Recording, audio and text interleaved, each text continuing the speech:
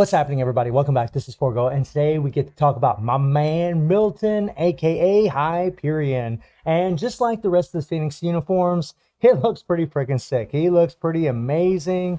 And I realize that aesthetics aren't everything, but it's just nice a lot of times to play with characters that just look cool, right? Sometimes maybe a character isn't the meta, but they're still fun to play because they just look cool and they're strong enough to get you by. Now, whether or not Hyperion is going to be at the top of the meta, I don't really think so, but he is definitely way stronger than what he was before. And I know that's a common thing that we keep hearing amongst all these videos for all these characters, is that they're way stronger, leaps and bounds better than what they were before. And Hyperion's no exception. I would say, out of the three uniforms, the three characters that got these buffs, I would say Hyperion got the most significant ones because he came from a place of total, complete crap. I mean, I know Wolverine was crap, but at least he had a tier 3, right? At least you could play him in some other game modes. Whereas Hyperion, you couldn't even do that. And they did do a lot for this character. They gave him a lot. I mean, they gave him an attack buff on his third skill. He always had this 20% recovery. They gave him another attack buff on his fourth skill with fire resistance down. And, well, this is all defense down.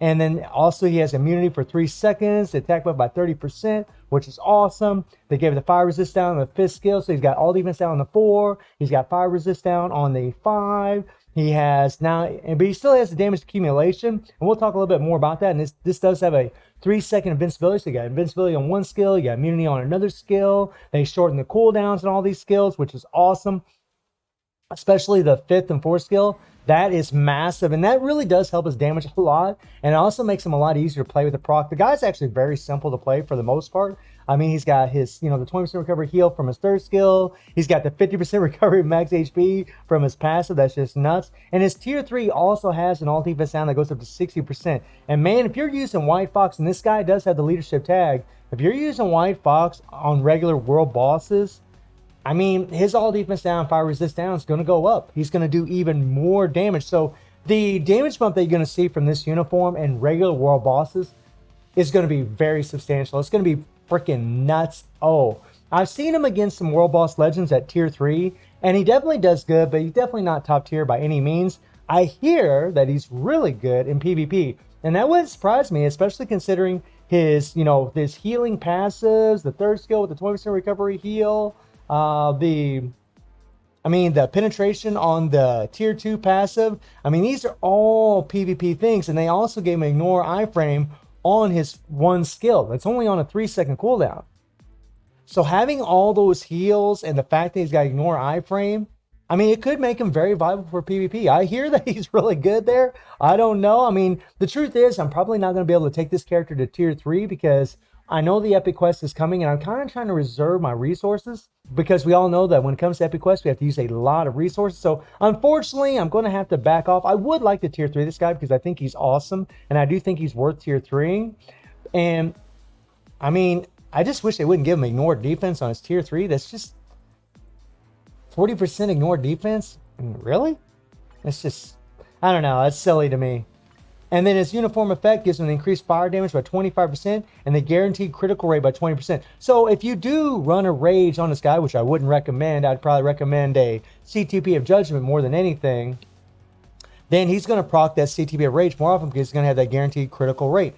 And something else that they've done for this character that's pretty awesome is now you can cancel the 4th skill, you'll get your immunity up, and he'll have a lot of residual damage. So if you hit the 4th skill, I mean, the other thing is, if you let the skill play out, you got a little bit of an iframe as well. So that's pretty nice. That's pretty nice. However, the way that I like to play the character is I like to hit the 4 and then cancel into the 5. You got to let the 4 play a little bit so you get all the residual damage from it. You'll get these fire tornadoes coming out. But the 5 is the same. You just want to hold it. And then once it gets that big, then just let it go, right? You want to hold it, charge up a little bit, and just let it go. Pretty simple for the most part as far as playing him. And the third skill is an iframe, and he's actually at a little bit of an iframe at the very end, which is nice. And that's going to give him time to go ahead and kind of get away and escape. His movement speed isn't the greatest. It could be a little bit faster. It's so wacky that one of the fastest characters in Marvel still isn't really all that fast. Now, his tier 3 is pretty cool. I mean, I got the SFX off. He shoots a little beam, and then he jumps down, slams down, and hits them. Pretty damn cool, but that's a lot of residual damage. The thing about his tier 3 that's kind of wacky is you got 8 seconds of accumulation on the 5th skill. So to really do the most damage possible, you would have to accumulate some damage and then try to be able to land your proc on the tier 3, because there's also a damage proc on your tier 3 to do the most damage, along with that all defense down that goes up to 60%. And that's going to make him a little funky to play, especially in World Boss Legend, because you're always going to try to take damage. That's the thing about these characters that have these, you know, accumulations based on damage you take. I mean, yeah, there's certain characters like Shirag, it works really, really well. And I think for Hyperion, it'd still be pretty decent, but it's I don't know, it can be very tricky sometimes to play with. I mean, as far as his build, he has 31,000 energy attack. You guys can look at the stats here. There's that sweet leadership tag, which is awesome. He has no Urus, so keep that in mind, man. We got no Urus on this guy at all. Actually, it's not a very good build at all. He has the Power of Angry Hawk set here. We have no artifact on him, and he's just got a critical damage with 140% damage proc. So weak proc, no Urus, and a normal ranked uniform. Nothing special at all. And we're just going to go against Cole here. And because he has the leadership tag, we're going to go ahead and use White Fox. So we get that all debuff effect by 40%. That's going to bump up his fire resistance down and his all defense down. It's just going to enable him to do a lot of damage. Honestly, if you put him in the leadership, which is something else they buffed up, they took it from 45% to 55%. So that's another reason to want a tier 3 this guy, is because he's going to have a great leadership for all allies. That is a massive, massive leadership. But in regular World Boss's case, we're going to go ahead and put White Fox in leadership, because having the 40% increase of all debuff effect is actually a little bit better. So check this out. Now, we don't really need Venom. We got plenty of heals. We'll just throw in a damage to supervillains. Now watch the damage this guy does, man. With no Urus, 140% damage proc, it's pretty impressive. It really is. I mean, I have 13% pierce on my account. I do have 100% energy attack, but check this out.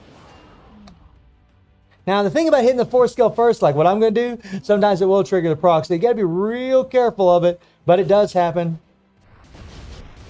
And it didn't. There we go. There we go. And we'll hit the 3rd skill. Now, he does have paralysis that applies to World Boss on his 2nd skill. Now, you don't have to hit that heal every time like what I'm doing. And I don't think we took a lot of damage right there at all. But as you can see, this guy's got some power. We took a little damage there, I think. Ooh. Come on, come on, come on, come on, come on, come on. Back away, back away, back away. Let's get out of here. Okay, run, run, run, run, run, run, run, run, run.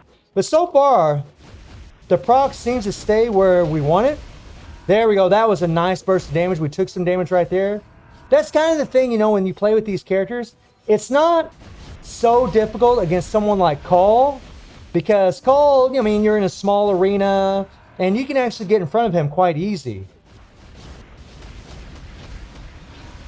That was nice. And then you can hit that 3rd skill to avoid the purple attacks, because he goes in an iframe.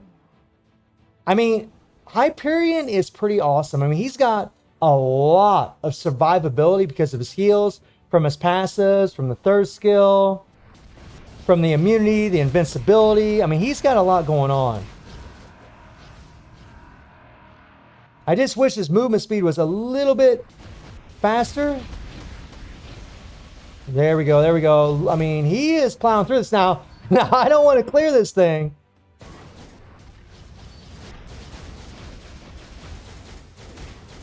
Get out of there, get out of there, get out of there. Whoa. Okay. Now, there are proc triggered actually on the 4th skill, so we didn't get near the damage. That's kind of the bad thing. Now, you don't have to do it like me. You could absolutely... Oh, yeah, oh, yeah. You could absolutely, you know, switch around your 5 and your 4. Just do your 5 one time. Like, we'll do that right now. Just do the 5. Hit it.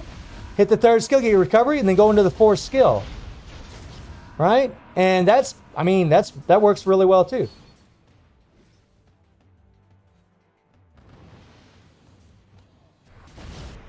I'm going to try to take some damage, but I just like doing that 4 first, because I really like trying to Whoa, we got hit. He hit us one time and killed us, but that's all right. That's all right. No big deal. I mean, you know, he's a level 70 character. He's just tier 2. We got smacked real quick there. Cole went into that damn iframe and knocked us around. Damn, that kind of surprised me. Wow, wow. And I was talking about how good his survivability is, and it is good. It's terrific. I just made a minor mistake whenever I was playing with him, but I mean, he's got a lot of power. One bad thing about Hyperion, though, that kind of sucks is he has no ignore dodge in his kit. So if you're going to be facing against Null, you're going to have to have a lot of ignore dodge strikers. However, because he has the leadership tag, and if you have the White Fox's new uniform, you will get 30% extra ignore dodge, right? And we do have Valkyrie that gives 30% ignore dodge too. So there are ways to finagle it. I mean, if you were using his leadership and you wanted to put it in an OP team against World Boss Legend, you have Valkyrie in there, you could have White Fox, because you have your newest uniform, and he's going to have 60% ignore dodge right there. And then if you're running a CTP of energy on this guy, which you could absolutely run, you're going to have max ignore dodge all the time, and you just use damage to super villain strikers, which could be pretty OP on top of the leadership that he has. That could be pretty damn massive. I mean, Hyperion is pretty awesome. You know, I would tell all of you the same thing that I told you in the last couple videos. Because we know the Epic Quest is coming, because we know that the Crystal Wall character is coming from the Epic Quest, that I would just hold off on buying this uniform until Black Friday. And the other bad thing about the uniform, or really about this character, is the fact that it is a semi-paywall. I mean, you can get him from the story missions, but it does take a good amount of time. And you might have to spend some gold in order to get him. Is he worth it? That's completely up to you. Again, I hear he's really great in PvP. And as far as PvE, I mean, he's a monster in regular world boss, but I know that isn't what a lot of people want to hear. But unfortunately, at this point, that's all I can really test. But from what I've seen, he seems pretty decent in World Boss Legend, but he's just not going to be top tier. He's really, really good, but not top tier. But again, I hear really good in PvP. So let me know how y'all feeling about Hyperion. And I do stream on Twitch at 9 p.m. GMT+7 time. The link is in the description below. And I hope you enjoyed the video. Thank you for watching. Y'all take care and have a good one. See ya.